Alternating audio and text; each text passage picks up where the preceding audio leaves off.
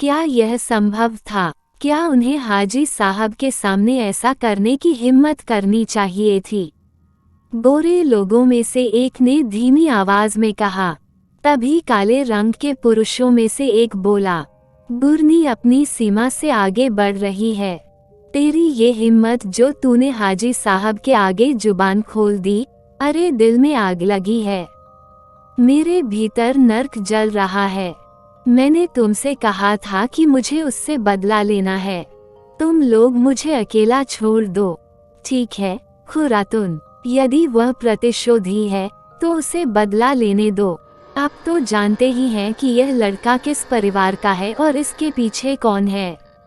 इतना कहकर उस सफेद कपड़े वाले ने अपने बगल में सफेद कपड़े में लिपटे एक व्यक्ति के कंधे पर हाथ रखा और मेरी नजर उसकी तरफ उठ गई। वो एक औरत थी जिसने सफेद चोगा तो पहना हुआ था और उसका चेहरा भी सफेद चोगे में लिपटा हुआ था, लेकिन उसके लंबे सुंदर बाल उसकी कमर तक बिखरे हुए थे। ये बाल सफेद से काले थे, लेकिन इन बालों की खूबसूरती का कोई मुकाबला नहीं था। और ये बाल अभी कुछ दिन पहले मैंने इन बालों को बड़े गौर से देखा। ये बाल बिल्कुल दादी के बाल जैसे ही थे। मेरा दिमाग घूम रहा था और मुझे नकाब के पीछे का चेहरा देखने की बेकाबू इच्छा महसूस हो रही थी। लेकिन उसी समय खारातून के नाम से संबोधित उस काले वस्त्रधारी की आवाज निकली, हाजी साहब, थोड़ा न्याय कीजिए। अगर कोई माँ अपने बच्चों के लिए खुद को कुर्बान करना चाहती है तो त्याग की यह भावना ममता की दलील है और इससे हर दिल प्रभावित हो सकता है। लेकिन आप लोगों ने उसका फैसला सुना। उनकी स्थिति भी काफी सही है। यह कैसे हो सकता है?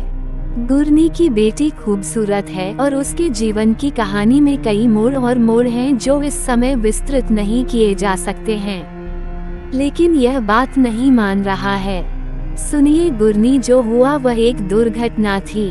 आपको धैर्य रखना चाहिए था। धैर्य रखें। सब्र नहीं है हाजी साहब, सब्र नहीं है। मेरे दिल में नरक जल रहा है। ठीक है, जो कुछ भी आपका दिल चाहता है वह करें। तुमने क्या समझा? इतना कहकर उस श्वेत वस्त्रधारी ने दूसरे श्वेत वस्त्रधारी के कंधे पर हाथ रखा और पीछे मुड़ा तो एक बार फिर मैंने अपने हृदय पर अंकित बालों को देखा। फिर अचानक अंधेरा हो गया। मेरे शरीर को एक झटका लगा और मैंने डरी हुई आंखों से चारों ओर देखा। मैं अपने कमरे में अपने बिस्तर पर था। बगल के पलंग से सरफराज भाई खर्राटे ले रहे थे। दरवाजा अंदर से बंद था, जिसे मैंने अपने हाथों से बंद कर दिया। मेरा दिमाग दौड़ने लगा। यह कोई सपना या विचार या भ्रम नहीं था। सब कुछ वास्तविकता से जुड़ा था और मैं अपने बिस्तर पर था। हालांकि मुझे पहली बार पता चला कि जिस लड़की को मैंने उस दिन अपनी कोठरी में मेकअप करते देखा था वो गुरनी की बेटी थी। और कौन थे ये काले पहने और सफेद नजने नजन जो मुझे दुलारते थे? फिर पापा के कोट की जेब में वो गुरनी की बेटी की तस्वीर कहाँ से आई? और निकालने वाली वही थी जिसने हमीदा के रूप में अपना परिचय दिया था। ये स्थितियां मन को झकझोर देने वाली थीं। कोई भी विचार किसी बिंदु पर एकाग्र नहीं हो सकता था। एक बात तय थी और वह यह थी कि इन सब बातों से डर या चिंता की जगह मुझ में दिलचस्पी बढ़ रही थी और मैंने सोचा कि मैं इस मुद्दे और संघर्ष में पूरी दिलचस्पी लूंगा।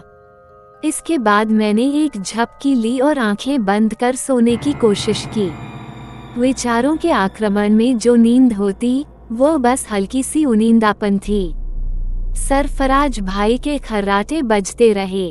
अंत में उज्ज्वल अनाज से प्रकाश की किरणें घुस गईं। उसके बाद बिस्तर पर लेटना व्यर्थ था। हालांकि सरफराज भाई अभी तक घोड़े बेचकर सो रहे थे। मैं चुपचाप उठा और वॉशरूम में मुंह धोने चला गया और इसके बाद मैं बाहर आया और मैं सीधे कैसर खान के पास गया। कैसर खान मेरा इंतजार कर रहा था। उसने आदरपूर्वक मुझे खाट पर बैठने का प्रस्ताव दिया, लेकिन मैंने कहा, कैसर खान, मुझे लगता है कि मैं पहले टहलने जाऊंगा और फिर आकर चाय पीऊंगा। ठीक है सर, मैं भी आपके साथ चलता हूँ। हाँ हाँ, चलो, मैंने कहा और कैसर खान मेरे साथ चल दिया।